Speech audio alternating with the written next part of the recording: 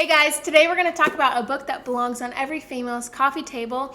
I just want to read a little bit in the back about Rachel real quick because I think she sounds like a cool gal. So she was initially embarrassed by her first period, but the power of these recollections has rubbed off. She's come to embrace her own story and has even used it as a conversation starter. Because she talked about periods, let's just say more than once a month, it was inevitable that she would go down in her high school's history as the period girl, and she's absolutely cool with that.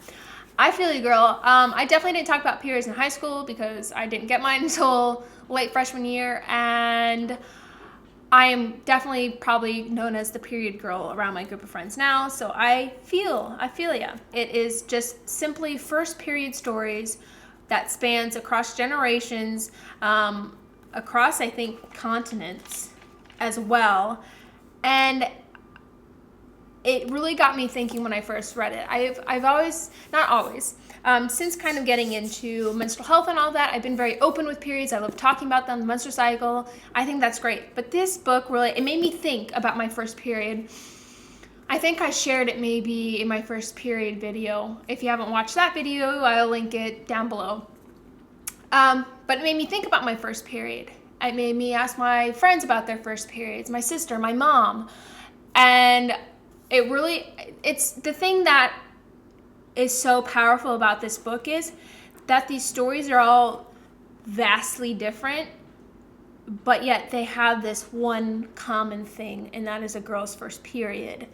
And so that's the uniting factor. And so while these stories are very different, they're all the same in a way. It has a great group discussion guide in the back of the book that I just discovered. A reading group guide, excuse me. That makes me want to include this in my 2-person book club.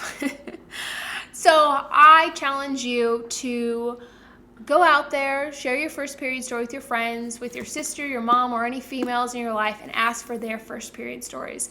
It sounds silly, it sounds embarrassing, it sounds stupid, maybe, but let me tell you, it is such a connecting thing to share a first period story, especially with someone that you've just met. When I was in England in 2014 to get trained to become a facilitator for Celebration Day for Girls, that was the icebreaker, was we broke off in pairs and shared our first period stories. And so these are women that I had literally just met, but the fact in just sharing period stories united us instantaneously, and we became a very close group of gals by the end. So I think sharing your stories is very important. Don't forget to comment down below with any of your first period stories. They can kind of get long, I know. So you can just ask any questions you have. Maybe you're coming up to your first period, you haven't gotten it yet, and you have some questions. Ask me, I'd love to answer them, because I think knowledge is power.